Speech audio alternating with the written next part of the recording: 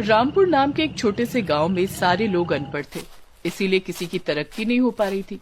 कई सालों बाद पढ़ाई करके उस गांव का ही रहने वाला एक लड़का आदित्य जब पहली बार अपने गांव लौटा तो अपने गांव को देखकर वो हैरान रह गया। आज से 10 साल पहले ये गांव छोड़कर गया था। तब से लेकर आज तक इस गांव में कोई बदलाव नहीं आया। दुनिया कहां से कहां निकल गई। ये गांव अभी तक पिछड़ा का पिछड़ा ही है।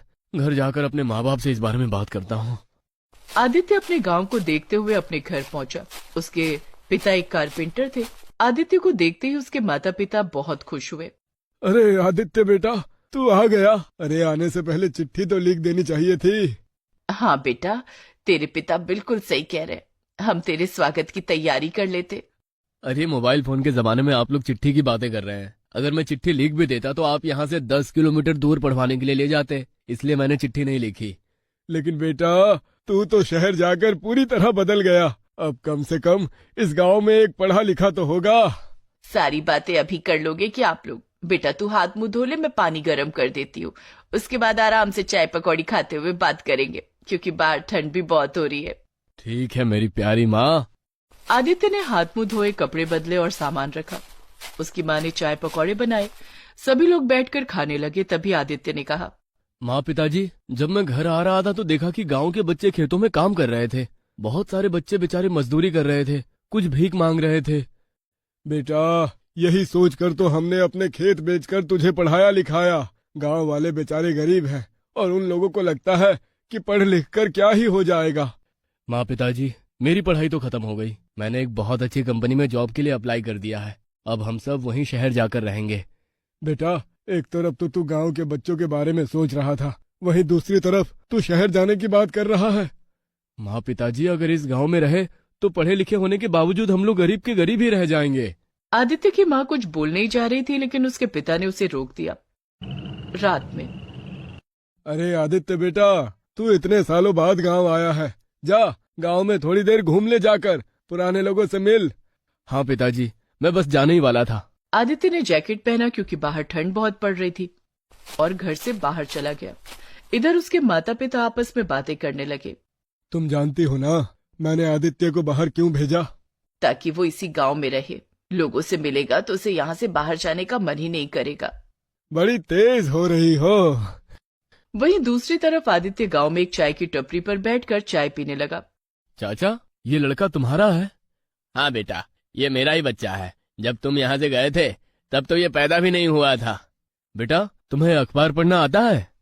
नहीं भैया, लेकिन मैं पढ़ने की कोशिश कर रहा हूँ। मैं सोच रहा हूँ जो पढ़े लिखे लोग होते हैं वो इन अक्षरों को कैसे समझ जाते हैं। मैं क्यों नहीं समझ रहा हूँ। ऐसा कौन सा जादू हो जाता है पढ़े लिखे लोगों पर? ये सुनकर आदित्य को एक गहरा झटका लगा। उसने उस बच्चे से कहा, बेटा, तुम पढ़ना चाहते हो? भैया मैं क्या, इस गांव में जितने मेरे दोस्त हैं सभी पढ़ना चाहते हैं, लेकिन हम इतने गरीब हैं कि हम स्कूल ही नहीं जा सकते। हमें कहीं खेतों पर काम करना पड़ता है तो कहीं मजदूरी करनी पड़ती है।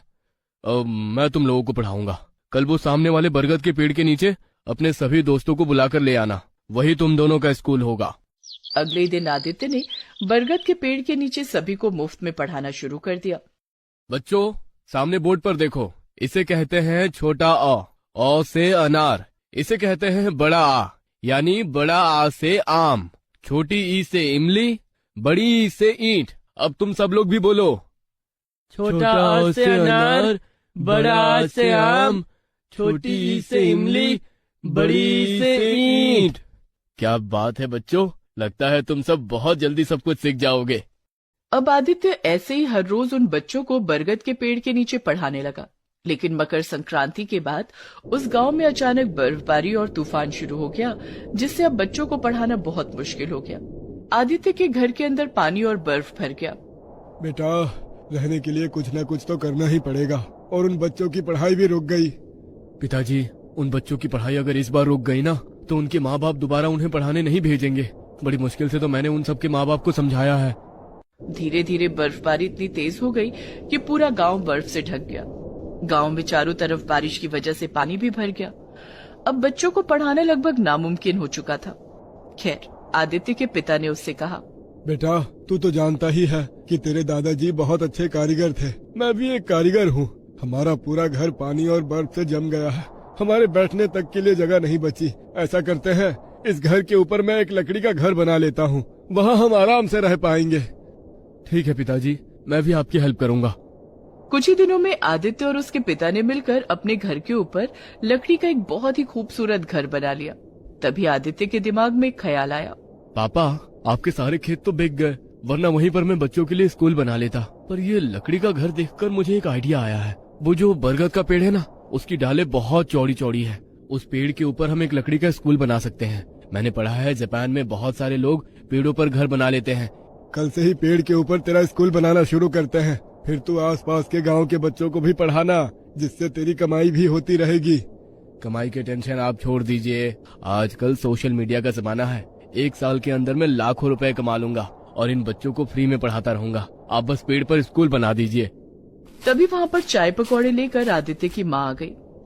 मुझे पूरा भरोसा है कि तुम दोनों बाप बेटे मिलकर किसी दिन इस गांव की पूरी छवि बदल कर रख दोगे। बिल्कुल माँ।